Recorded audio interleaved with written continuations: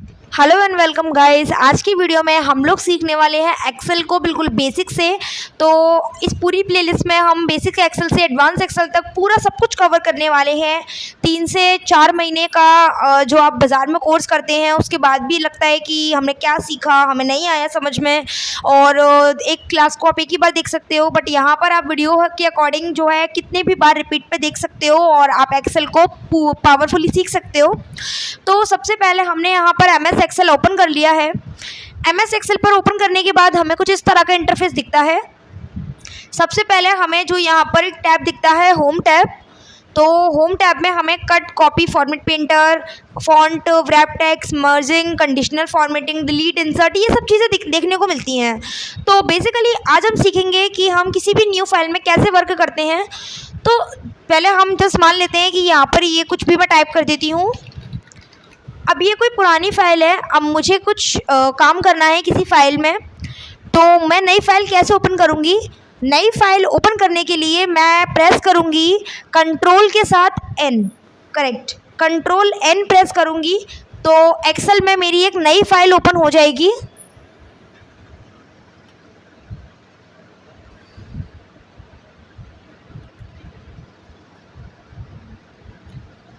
Control N करने के बाद, वो थोड़ा बफर हो गया था, कंट्रोल एन करने के बाद हमारी एक नई फाइल ओपन हो चुकी है।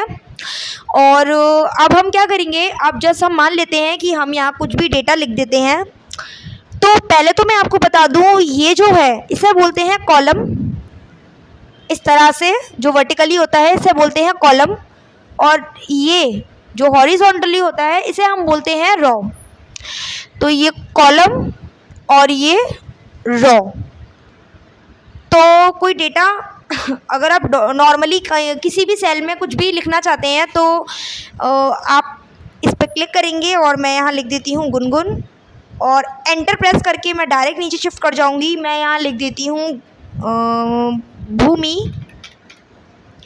तो मैंने ये डेटा लिख दिया और इनके सामने मैं अगर मैं किसी भी सेल में कुछ भी लिखना चाहती हूँ तो मैं सिंपली उस पर क्लिक करके उस डेटा को फिल कर दूँगी।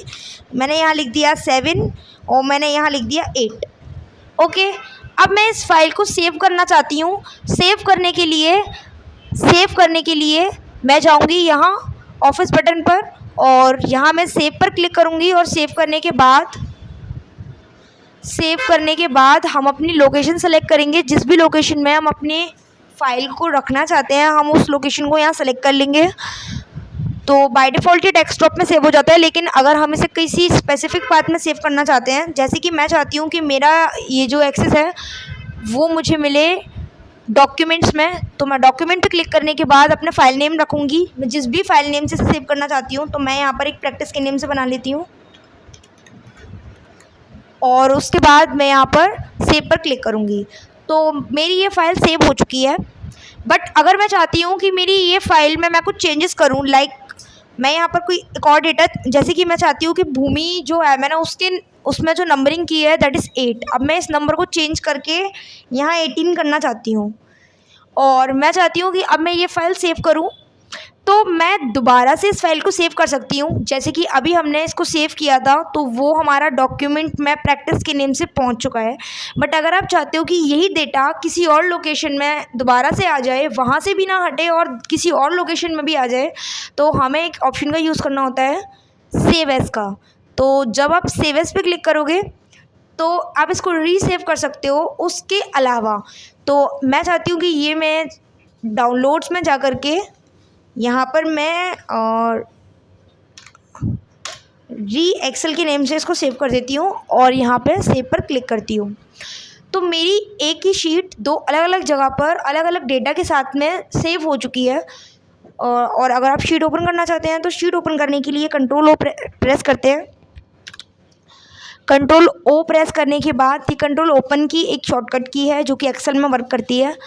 तो हमने यहाँ पर डॉक्यूमेंट में सेव किया था, तो देख सकते हैं कि डॉक्यूमेंट में हमारी ये प्रैक्टिस नेम से जो शीट थी वो भी आ चुकी है और हमने जो दूसरी शीट सेव करी थी वो भी आ चुकी है। तो इस तरह से जो है हम फाइल को सेव कर सकते हैं और सेव एज कर सकते हैं।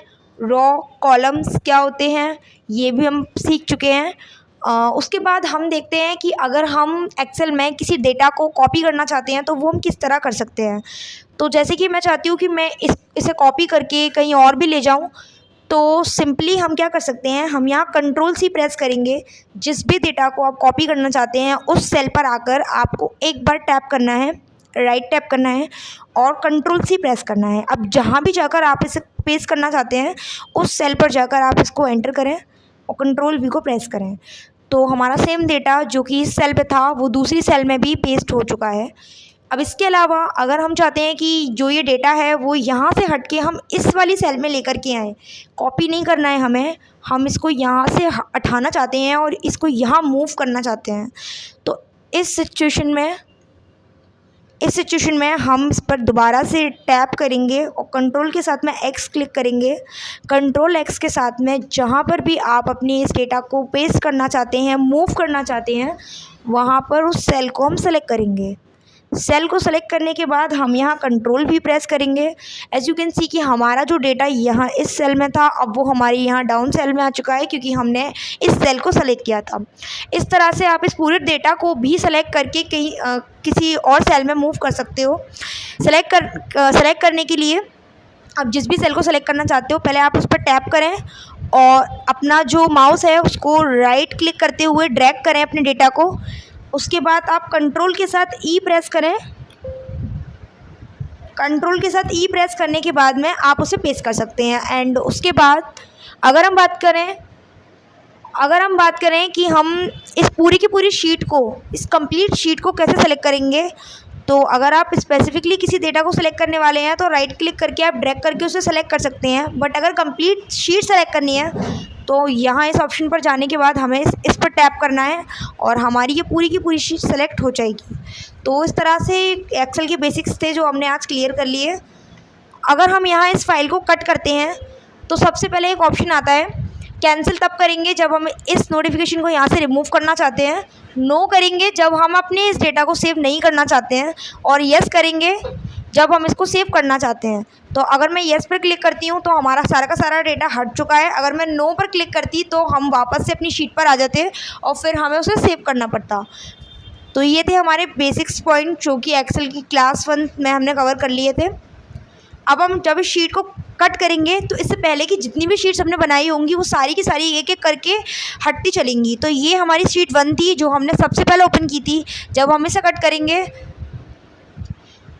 कट करेंगे तो अब जब यहाँ ऑप्शन आ रहा है do you want to save this file, तो आप जब हम इसको सेव करना चाहते हैं तो हम येस करेंगे, और अगर हम सेव नहीं करना चाहते